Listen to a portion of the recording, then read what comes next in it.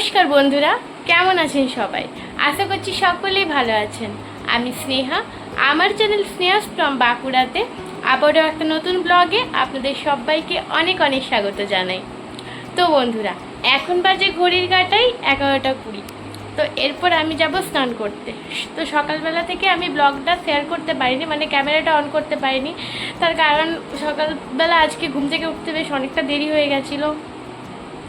তো উঠে পরে বেশ কিছু আমার পড়া বাকি ছিল, সেগুলো কমপ্লিট করতে অনেকটাই দেরি হয়ে গেছে। তো চলুন, এরপর আমি খাবার খাবো, তারপর স্নান করব। তো পরে আবার আপনাদের কাছে ফিরে আসবো। এখন এখানে ভগবানকে ভোগ লাগানো হচ্ছে। এই তো ভগবানের থালা পুরো সাজানো। এরপর প্রত্যেকটা আইটেমের ওপর তুলসী পত্র দিয়ে দেবো।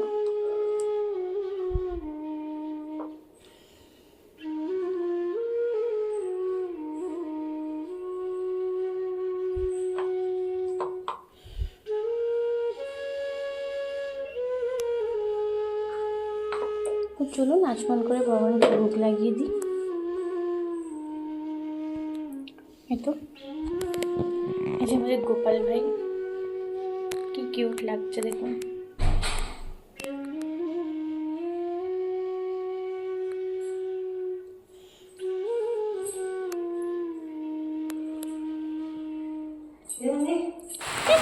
এই তো বেশ অনেকক্ষণ বাদে আবার আপনাদের কাছে ফিরে এসেছি। এই যে দেখুন, আমি রিলস বানানোর জন্য রেডি হয়েছিলাম, কিন্তু আমি রিলস বানাতে পারলাম না। এই যে দেখুন, বৃষ্টি নামিয়ে দিয়েছে।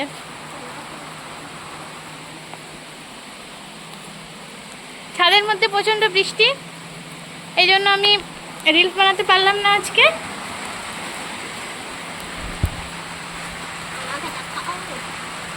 অনেক কষ্ট করে অনেকক্ষণ থেকে সাজলাম কিনা রিলস বানাবো, কিন্তু হলো না।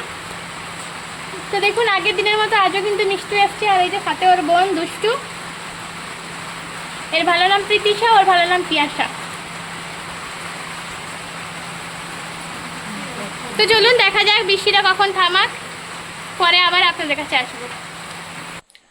তো বন্ধুরা দেখুন, বেশ অনেকক্ষণ বাদে আবার আপনাদের কাছে ফিরে এসেছি। সেই যে তখন আমি রিলস বানাচ্ছিলাম তখন দেখা হয়েছে। তো দেখুন, এই যে এখানে পনিরের সবজি হবে। এই যে পনিরটা কেটে রেখেছি, এটা একদম বাড়ির তৈরি পনির। এই যে কড়াটা বসিয়ে দিয়েছি, এরপর পনিরগুলো সব ভাজবো। তেল দিতে হবে, কড়াটা গরম হয়, মানে কড়াটা একটু গরম হয়েছে, তারপর তেল দিয়ে দেবো। এই যে পনিরগুলো রাখা আছে, এগুলো ভাজবো। দেখি আর কি করা যায়, ভাবছি আলুর পরোটা করবো, কিন্তু দেখা যাক কি হয়। চলুন চলুন এরপর এখানে আমি বানাবো, মানে পনিরটাকে জাস্ট আজ একটু কাজু পোস্ত দিয়ে করার চেষ্টা করব। এই যে দেখুন, কড়াতে দিয়ে দিয়েছি আমি পরিমাণ মতো তেল এবং অল্প চিনি দিয়ে দিয়েছি। চিনিটা গলে যাক।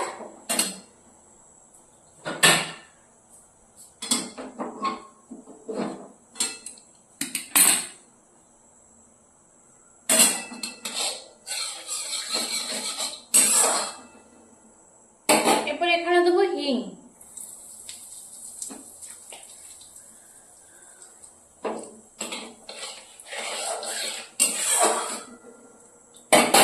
দেখুন, এখানে আগে থাকতে পনিরগুলো আমি ভেজে রেখেছি। এই যে সব পনিরগুলো ভাজা আছে।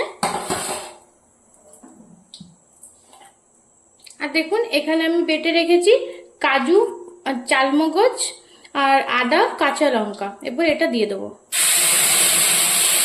এখানে আমি মানে গুঁড়ো জিরে মিশিয়ে রেখেছিলাম। এরপর এটা খুব ভালো করে ভেজে নেব।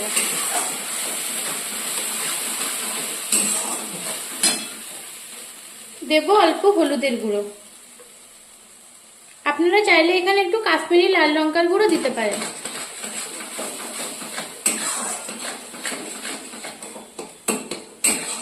একদম লাইট ইয়েলো কালারের হয় এটা সাধারণত। আর দেবো না হলুদের গুঁড়ো। এরপর এটা খুব ভালো করে ভেজে নেব।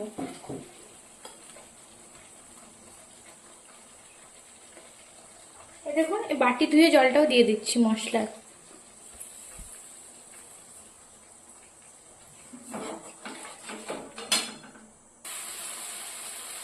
দেখুন এই যে সাইড থেকে পুরো তেল ছেড়ে দিয়েছে, তার মানে মশলাটা কিন্তু আমার খুব সুন্দর করে ভাজা হয়ে গেছে। এরপর এখানে দেবো অল্প আমি লবণ, পরিমাণ মতো লবণ দিচ্ছি।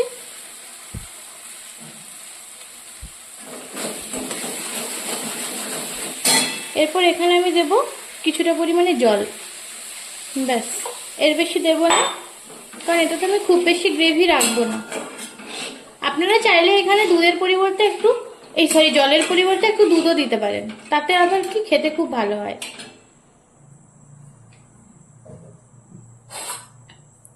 এরপর এখানে আমি দিয়ে দেবো ভেজে রাখা পনিরগুলো।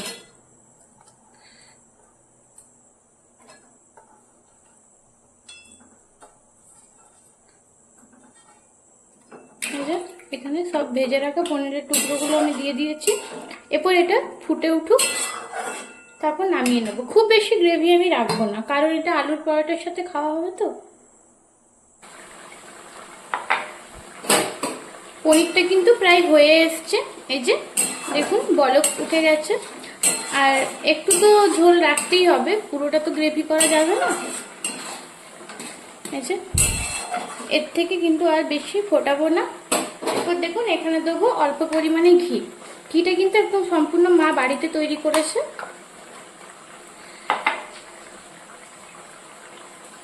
আর দেবো অল্প পরিমাণে গরম মশলার গুঁড়ো, ব্যাস। এরপর এটা নামিয়ে নেবো।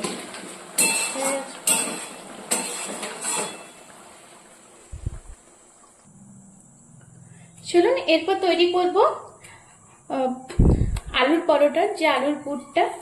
হয়তো বিভিন্ন জন বিভিন্নভাবে তৈরি করেন, কিন্তু আমি একদম আলাদা প্রসেসে তৈরি করি। তো চলুন, এই প্রসেসে রান্না করে কিন্তু টেস্টটা খুব ভালো হয়।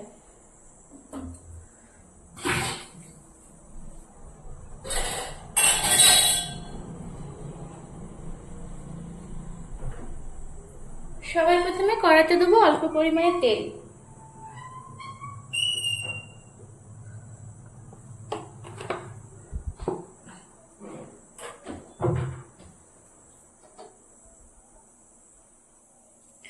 তেলটা গরম হয়ে গেছে, এরপর দেবো অল্প হিং।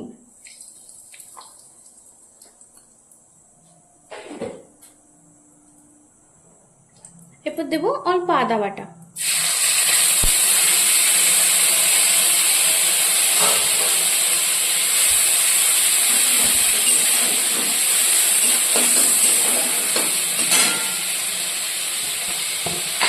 এরপর এখানেই দেবো অল্প হলুদের গুঁড়ো।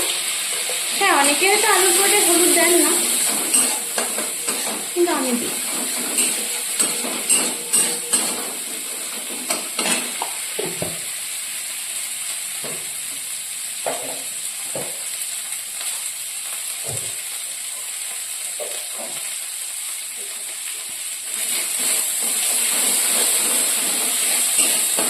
এরপর দেবো অল্প জিরে পাউডার।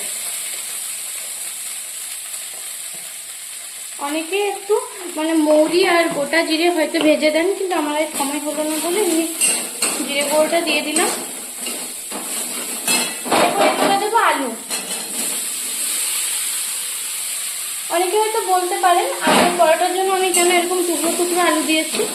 তো বলে রাখি, প্রথমে কিন্তু আলুর পরোটা করার প্ল্যান ছিল না, ওই জন্য সবজি বানানোর জন্য এরকম ভাবে কাটা, আলুটাকে কাটা হয়েছিল, ওই জন্য এভাবেই সেদ্ধ করেছি।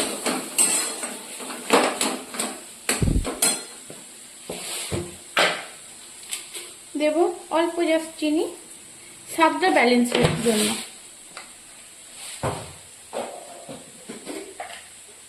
আর দেব অল্প লবণ।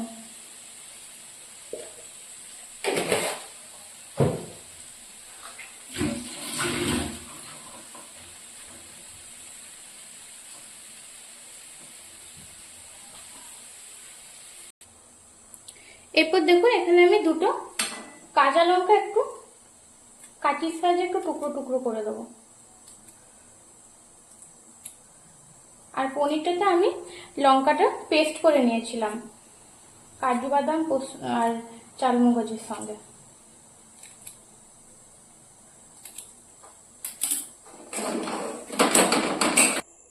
এখানে আমার আলুর পরোটা কিন্তু একদম তৈরি হয়ে গেছে। এই যে দেখুন দেখুন কতটা নরম হয়েছে। এই যে দেখুন, এগুলো কিন্তু খুব সফট হয়, আলু দেওয়া থাকে তো। তো চলুন এরপর ভগবানকে ভোগ লাগাবো। এই যে ভগবানের থালাটা সাজিয়ে নিচ্ছি। এই যে এখানে পনিরের রেসিপিটা তো আপনাদের সঙ্গে শেয়ার করলামই।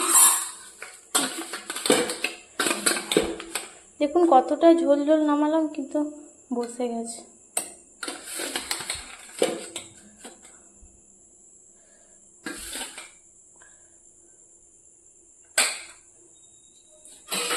ভগবানকে ভোগ লাগাবো।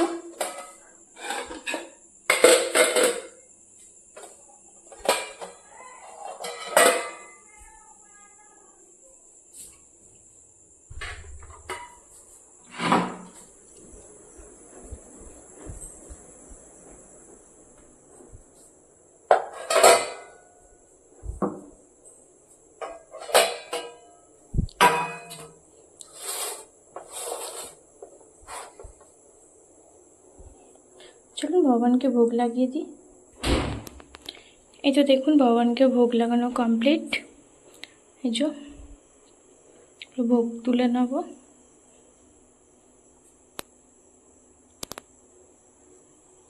এই যে গপু ভাই, কি দারুণ লাগছে না, হেভি কিউট।